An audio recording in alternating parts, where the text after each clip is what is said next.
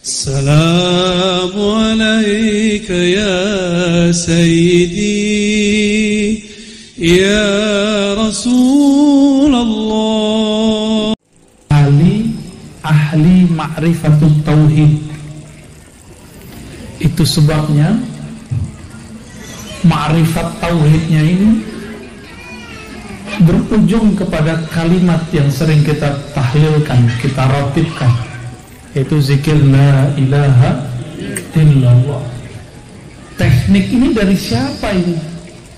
Diambil dari pusar, ya, ditarik ke ubun-ubun, dibawa ke bagian kanan, dihunjam ke dada. Ini teknik dari siapa? Ternyata teknik yang sama ada di Naqsyabandiyah, ada di Khalwatiyah, ada di Suhrawardiyah, ada di Syatariyah. Ternyata teknik itu dulu diajarkan oleh Sayyidina Balya. Siapa yang disebut Balya? Nabi Allah Khidir alaihi salam. Nabi Khidir mengambil dari siapa? Langsung ke Nabi Muhammad sallallahu alaihi wasallam. Ya. Dulu di zaman Syekh Abdul Qadir Al-Jilani, ada ulama di Uzbekistan namanya Abdul Khaliq Al-Hujdawani. Jadi ini Abdul Qadir, ini Abdul Khaliq. Abdul Khaliq Al-Hujdawani inilah yang menurunkan di bawah nanti Naqsyabandiyah. Bedanya Syekh Abdul Khaliq nanti punya murid. Udah generasi kelima atau keenam sampai di Syah Bahauddin Naqsyaband. Ya, Muhammad Bahauddin Syah Naqsyaband gitu kalau disebut. Beliau ini punya kisah. Saya pernah ziarah ke tempat beliau. Ya, Imam Bahauddin Naqsyabandi saya pernah ziarah tahun 2019. Jadi beliau ini punya guru namanya Mir Kulal. Mir Kulal jadi imam ba'da salat mimpin zikir. Afdalu dzikri la ilaha illallah. Itu keras seperti kita di TKN, ya, keras ya, seperti Abah Anom lah, mungkin lebih keras lagi.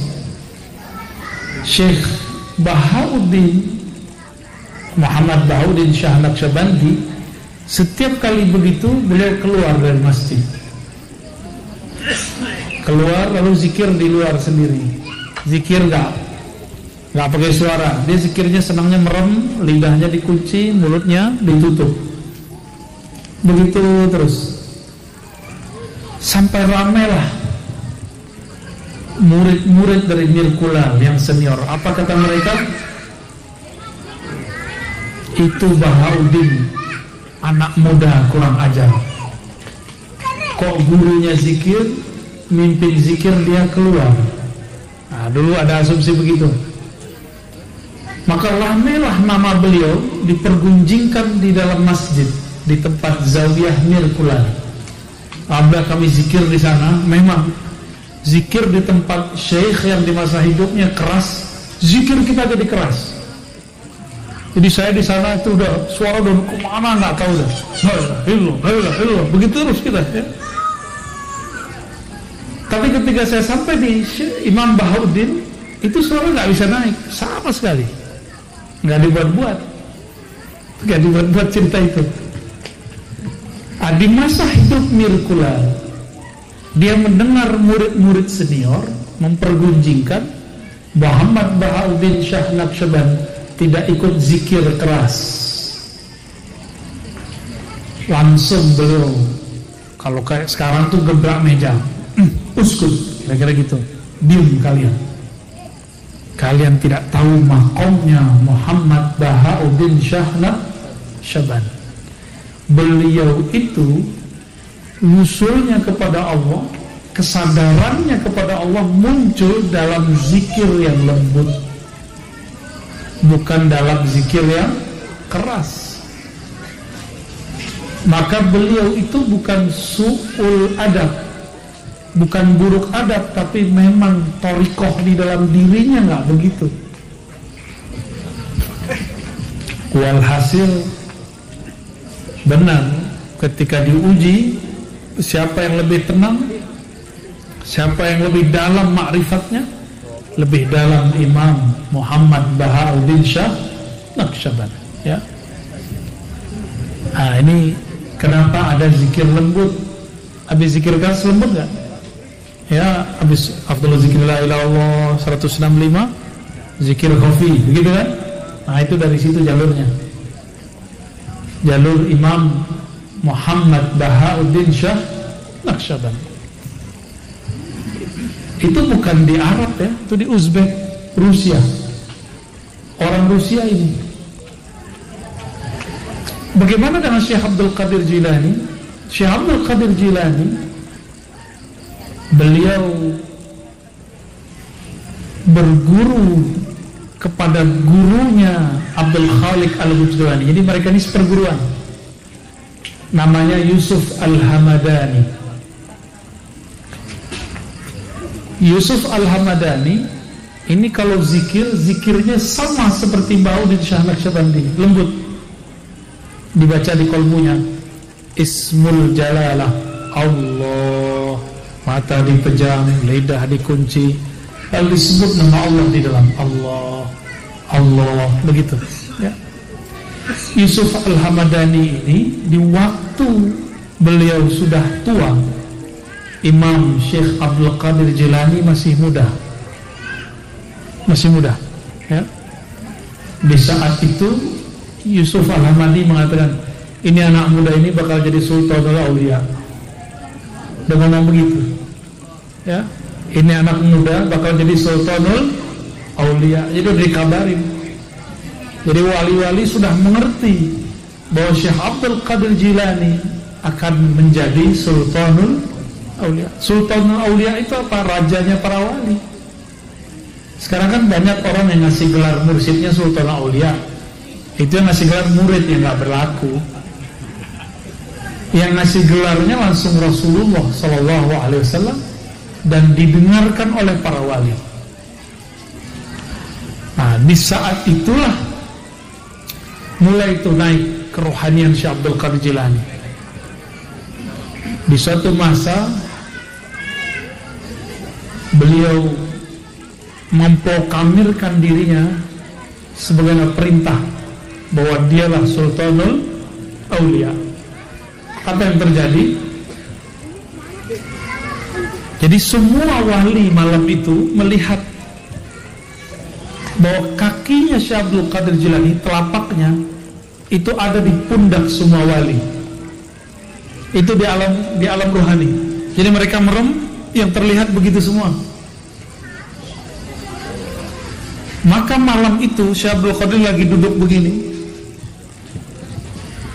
Ada namanya Imam Ibnul Haiti, paling tua. Dia mengatakan, wahai Tuan Syekh Abdul Qadir, izinkan kami mengambil berkah dari telapakmu. Ini kalau di luar, di sebelah disebut syirik ini ya. Padahal nggak ada syirik-syiriknya. Ini ngambil berkah, tabarukan kok biasa aja. Apa yang dilakukan? Dia nunduk di sini depan, kakinya ditaruh di pundaknya. Maka siapa yang kakinya Syekh Abdul Qadir ditaruh di pundaknya, dia jadi kutub. Langsung jadi kutub. Itulah pengangkatan kutub oleh Syekh Abdul Qadir Al-Jilani, atau minimal abdal. Ya, yang hadir itu abdal. Malam itu hadir dua imam Surawardi, namanya Imam Abu Najib As-Surawardi dan Imam Abu Hafaz Surawardi. Inilah yang menulis kitab judulnya Awariful Ma'arif, yang kitabnya saya kaji setiap sekali seminggu di Ribad ya, tempat kita ngaji kitab. Sudah ada di YouTube tuh ya, silakan dilihat kajian kitab Awariful Ma'arif. Pengarang kitabnya dan gurunya hadir malam itu. Ya. Maka Surawardiyah, ada thariqah namanya Surawardiyah, itu juga bagian dari thariqah Qadiriyah, pecahannya. Apalagi yang menarik, malam itu juga hadir wali majzub seperti Wan Sekhon, namanya Qutb Alban. Siapa namanya? Qutb Alban.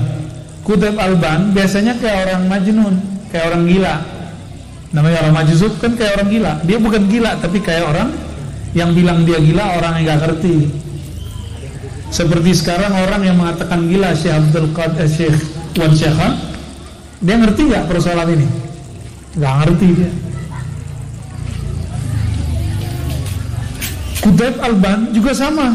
Dia ke depan lalu naruh kaki Syekh Abdul Qadir di pundaknya. Ternyata dari semua wali-wali itu yang dapat tugas untuk membersamai seorang panglima namanya Salahuddin Al-Ayyubi, orang yang paling dianggap gila. Siapa? Qutaib Alban. Maka Salahuddin datang dari Mesir, ya, untuk sowan ke Syekh Abdul Qadir. Yang disuruh untuk membersamainya siapa? Qutaib Alban, wali yang dituduh gila. Wali yang dia dulu ketika orang sholat di masjid, dia sengaja bikin ulah depan masjid. Dia sengaja, mohon maaf, ini jangan ditiru ya, antum kan gak ada yang wali majzub sini. Wali aja belum tahu. Ngapain beliau? Mohon maaf, buang air kecil berdiri. Sengaja begitu di depan imam, supaya imamnya diuji. Udah begitu nggak istinja, bayangin coba, nggak istinja. Terus beliau cuma pakai sarung apa celana pendek kayak celana apa tuh kita, kayak boxer gitu, celana boxer, nggak pakai baju. Terus dia lihat ada makanan di bawah di tanah, dia ambil, dikunyah-kunyah. Itu imam masjid bohongan. Imam masjid ternyata hakim di kota tersebut, di salah satu kota di Khurasan, di Sapur ya. Akhirnya si imam mendengar qomat, dia langsung masuk masjid. Tapi mulai dari takbir sampai assalamualaikum, dia tidak ingat Allah sama sekali. Yang dia ingat muka orang yang kencing berdiri di depan masjid. Jadi dia tuh mikir, ini orang gak benar ini ya. Ini harus dikasih pelajaran ya. Jadi dia itu sholat bukan nyembah Allah, tapi nyembah muka orang yang. Nah, ini ujian nih untuk para imam nih ya. Ujian untuk para imam, melihat sesuatu yang gak cocok dengan ilmu kita, terus kebawa sholat. Banyak orang begini nih zaman now ya. Zaman sekarang banyak orang begini. Lagi sholat, tiba-tiba ada orang lagi bongkar pasir. Ya, kita lagi sholat, kan bunyi kan gitu kan. Terganggu nggak? Terganggu ya? Pasti terganggu. Masa imannya rusak, sholatnya langsung rusak cuma dengerin pasir. Ini sang hakim, dia hakim ternyata, memimpin sholat dalam hatinya. Dari sholat dia sudah menyusun agenda, ba'da sholat saya harus ngerjain, harus menghukum orang yang di depan masjid tadi. Jadi dia gak ingat Allah sama sekali. Jadi sholatnya lagi menyusun strategi. Selesai sholat dia gak zikir, langsung berdiri, dia langkahi semua orang, langsung dia katain, kamu orang depan sana, katanya kamu ini wali majzub. Jadi dia ngerti juga istilah begitu. Katanya ente wali majzub, kok kencing berdiri nggak istinja? Ya. Katanya ente wali majzub, kok nggak ikut sholat sama kita? Katanya ente wali majzub, kok makan kotoran? Semua kesalahannya disebut. Apa jawaban Qutaib Alban? Wahai Tuan Imam, apakah engkau mengetahui semua ilmu Allah? Kita kalau ditanya gitu jawabnya gimana? Ya, antum tahu nggak semua ilmu Allah? Enggak. Maka dia jawabnya sama. Oh enggak, tidak semua ilmu Allah saya ketahui. Baik, kata Qutaib Alban, akulah pemegang ilmu yang engkau tidak ketahui itu. Ya, lihat sholatmu tadi, nggak? Kamu nyembah siapa? Nyembah aku kan? Kira-kira begitu dia ngomong. Ya. Sholat, katanya alim, katanya hafiz Quran. Sholat kok ingat aku jadi Tuhanmu. Jadi kita kalau sholat jangan bawa masalah. Kalau bawa sesuatu di dalam sholat, hati-hati nih, banser kan pakai baju nih sholat, jangan dibawa bajunya dalam sholat. Hati-hati di banser ya.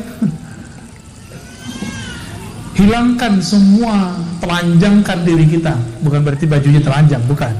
Makanya dia bertelanjang tadi di depan sang imam. Itu wali besar, diakui oleh Syekh Abdul Qadir Jilani. Mengingkari Qutb Alban, mengingkari Syekh Abdul Qadir. Ada yang berani? Ada yang berani gak? Jadi mengingkari orang-orang kayak Wan Syekhon itu sama dengan mengingkari Habib Umar. Kalau zaman sekarang kiasnya begitu kira-kira.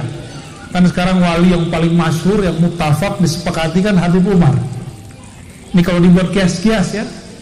Di zaman itu Qutb Alban nama Syekh Abdul Qadir. Syekh Abdul Qadir itu kayak Habib Umar sekarang lah, masyhur di mana-mana. Apa pelajaran yang kita ambil dari sini? Bahwa ilmu tarekat, ilmu zikir, ilmu yang diajarkan Syekh Abdul Qadir Jilani bukan sebatas wirid-wiridan, tapi yang dipentingkan adalah waridnya.